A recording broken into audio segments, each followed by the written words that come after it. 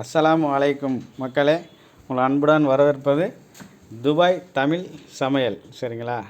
இப்போ நம்ம என்ன பார்க்க போகிறோன்னா நூடுல்ஸு இரவு உணவு எப்படி செய்வதுன்னு பார்க்க போகிறோம்.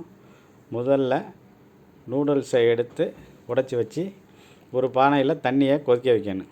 கொதித்து நல்லா மலமலன்னு கொதித்து வரும் பொழுது இந்த நூடுல்ஸை உடைச்சி அதில் தட்டிட வேண்டியது தான். அதுலேயே மசாலா கொடுத்துருப்பாங்க. அதை ஒரு சின்ன பாத்திரத்தை எடுத்து நம்ம எல்லாத்தையும் கொட்டி வச்சுக்கிட்டு, இப்போ அந்த கொதிச்சுக்கிட்டு வர்றத தண்ணி அதில் வந்து நூடுல்ஸை கொஞ்சம் கொஞ்சமாக போடுறோம். எல்லாத்தையும் போட்டு பத்தாச்சுன்னா, இடம் பத்தாமல் இருந்துச்சுன்னா உடைச்சி அதில் போட்டுக்கிற வேண்டியது தான். போட்டு கொஞ்சமாக வேக வைக்கணும்.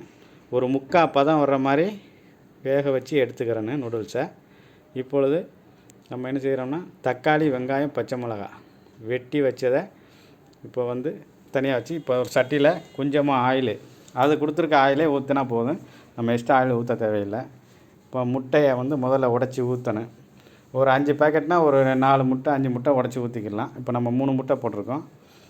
இப்போ வந்து அதை வந்து நல்லா கிளறி விட்டு நல்லா அதை கிண்டணும். கிண்டி முடித்தது இப்போ தக்காளி, வெங்காயம் எல்லாத்தையும் போடுறதுக்கு தயாராக நம்ம வச்சுருக்கோம். அதுக்கு முன்னாடி இப்போது அந்த ஆயிலையும் அந்த மசாலா ஒன்று இருக்கும், அதில் அந்த ஆயிலையும் மசாலாவையும் சேர்த்து கொஞ்சம் ஆட் பண்ணிக்கிட்டு மறுபடியும் கிளறணும். அதை போட்டு நல்லா இப்போ தக்காளி வெங்காயம்லாம் போட்டு அதில் பொன் நிறத்தில் வரும்பொழுது இப்போ தக்காளியை போட்டுக்கிட்டு இருக்கோம்.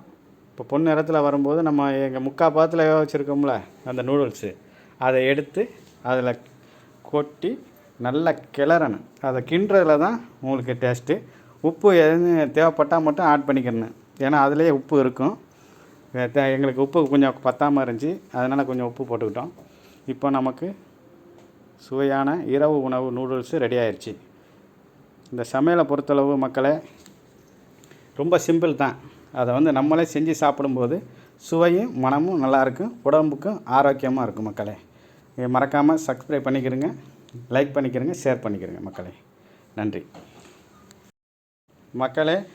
நூடுல்ஸை பொறுத்த வரைக்கும் நல்லா அதை கிண்டும்போது அது ஒன்றோட ஒன்று மிக்ஸ் ஆகி எந்த ஒரு பிசுபிசு தன்மை இல்லாமல் அப்படி எடுக்கும்போது அல்வா கட்டி மாதிரி அப்படியே தனியாக வரும். சரிங்களா? உடனே இப்போ நமக்கு தேவையான நூடுல்ஸ் ரெடி ஆகிடுச்சு மக்களே.